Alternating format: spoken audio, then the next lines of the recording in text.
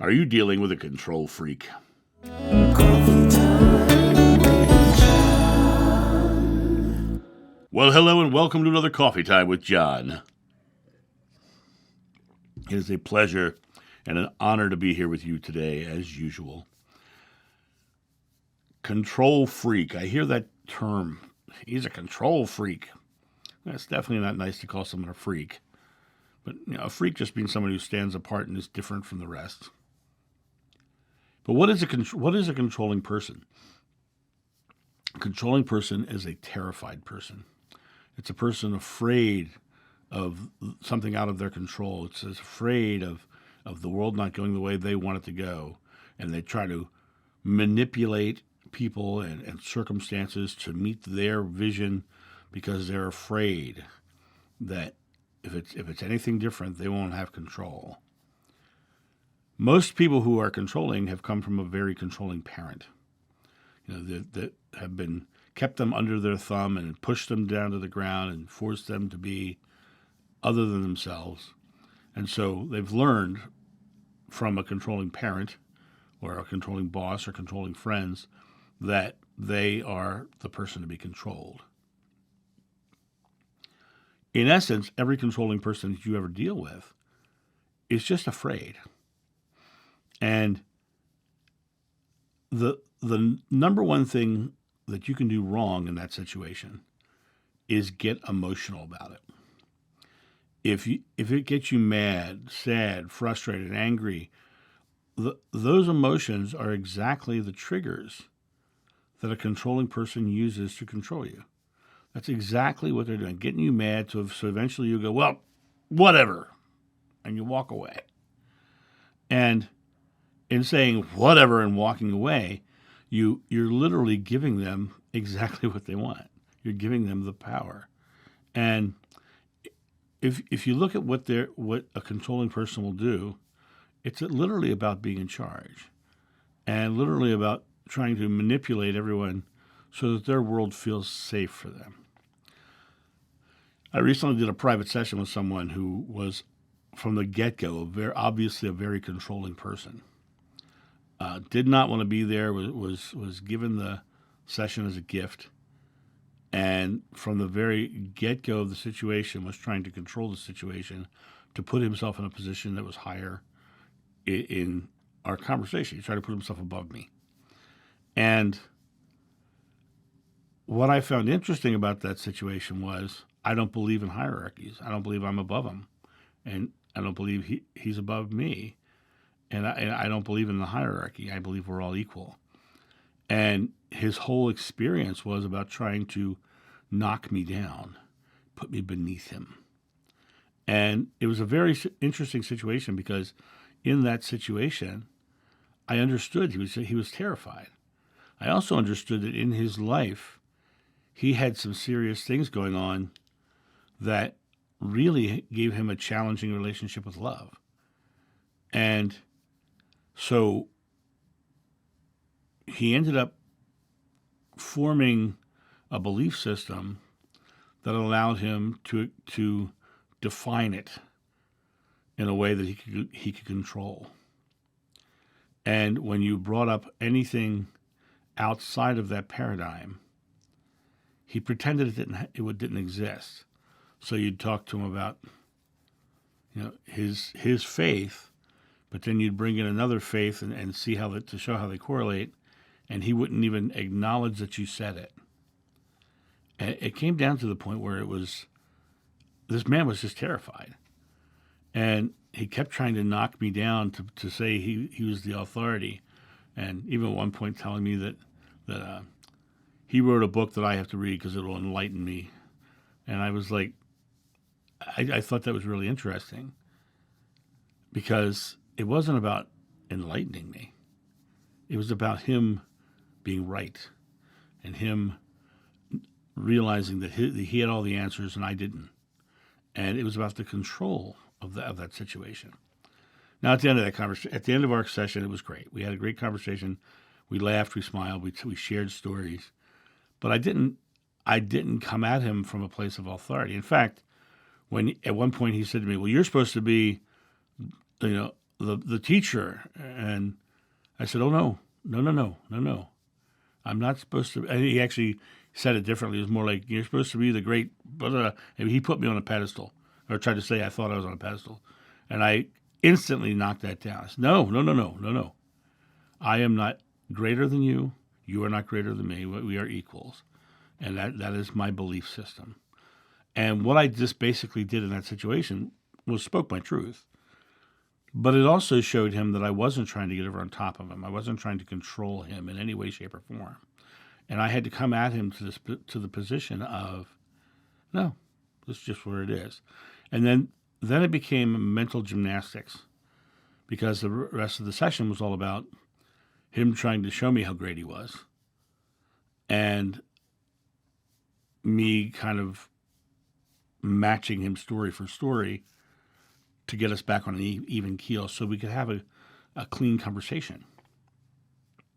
And until I got him realizing that I wasn't thinking I was above him and trying to control him, and I got him to a place where he realized he wasn't going to control me, then we had a fine conversation. And we were able to break past the mental struggles of being a controlling person, or a person who had to be right and had all the answers. That's one thing I will tell you. I don't have all the answers. I don't think anybody who's wise thinks they have all the answers.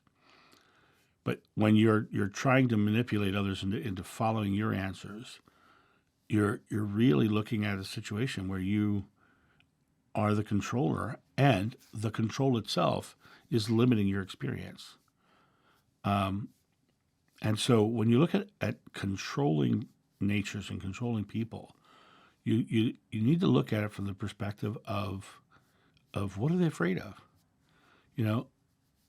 Sometimes people will have a hard life and become controllers and deny they have any residual effect from their hard life. Some people will have a relationship with love that is based upon them being in control of it, and rather than dancing with it, right? And what happens is they're in denial of their fear, and all of the controlling nature is fear. It's the fear of not being loved. It's exactly what it is, because if it doesn't go the way they want, then they're wrong. And if they're wrong, then they're not going to be loved. So the first thing you need to do when dealing with a controlling person is listen. But listen with the intent of finding the fear that they're going through, and realizing where they are. Meet them where they are. They feel that they are above you because that's the way their paradigm has to be. They have to be above you to control you. But for them, and for the controlling person, it really is a struggle to stay in control. It's they're just not naturally in control. They're struggling to put people beneath them so that they feel like they're in control. But in reality, they're not.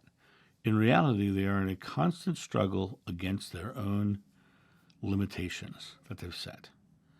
And when you look at their life from the perspective of, oh, they're in fear, then you have to realize that you have to look at them from the perspective of, well, how can I show them love? Now, in the circumstance I just used as an example, the thing I had to do was keep him as an equal in my mind. I had to keep him as an equal in my mind and realize where he was not where I was. And that's okay. And I'm not going to try to shift him to my belief. I'm just going to show him love. I'm going to show him the experience of love.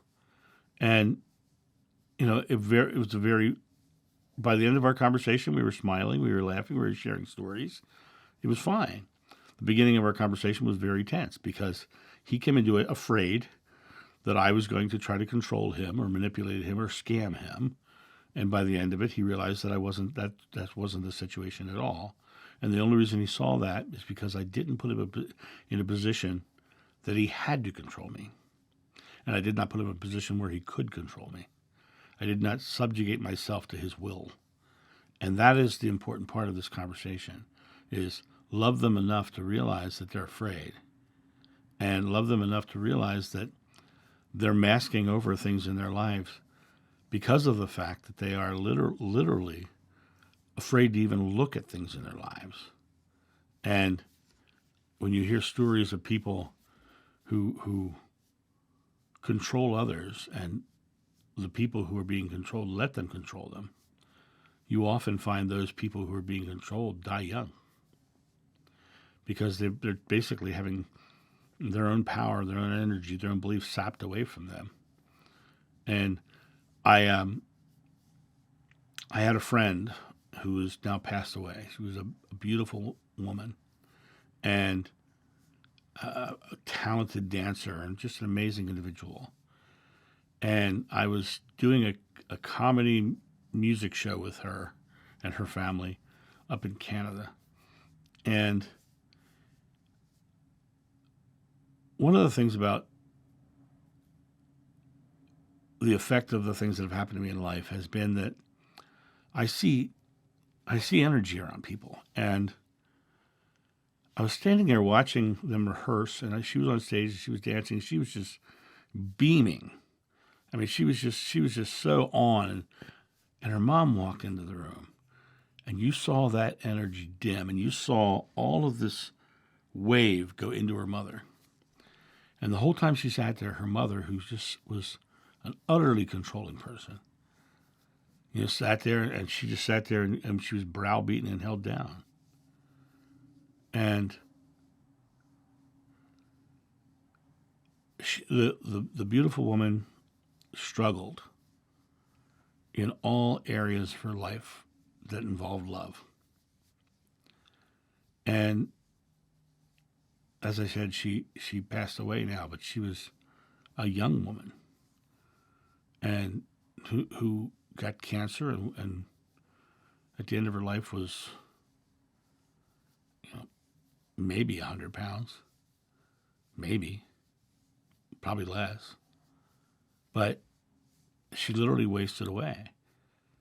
Now, her mother passed away as well, so, I mean, they're both out of the picture now. But when you look at the concept of dealing with a controlling person, love yourself enough to not give them control. Love yourself enough to say, okay. Now, people will often say, well, I'm married. I can't just... The I can't is what you need to work on. You can. You can come to a place where it's equal. But it's a matter of you recognizing this is how it is. You can believe what you want to believe. I don't believe that, and I'm dynamic enough and love myself enough to say, I am believing this, and that's okay. And what you believe is okay, but I'm not being subjugated by your belief.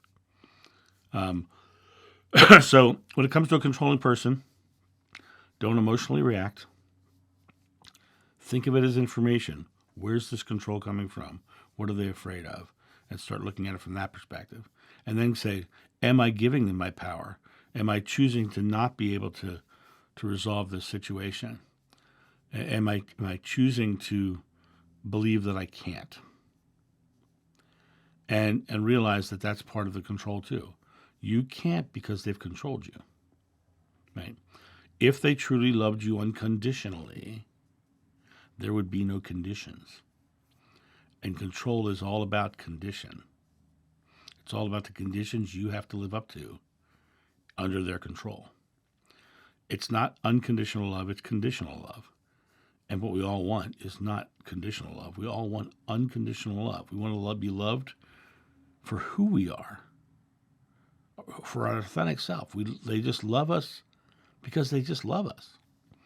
There's no condition that I will give them. I'll give you positive reinforcement if you blankety blank blank blank. That's just the condition.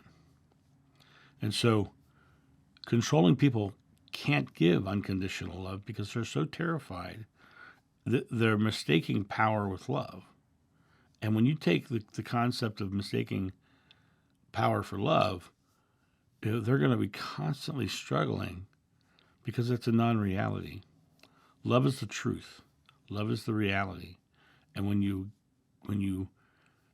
get sidelined on other things and mistaking and start putting the power or associating love with other things, it never fulfills you.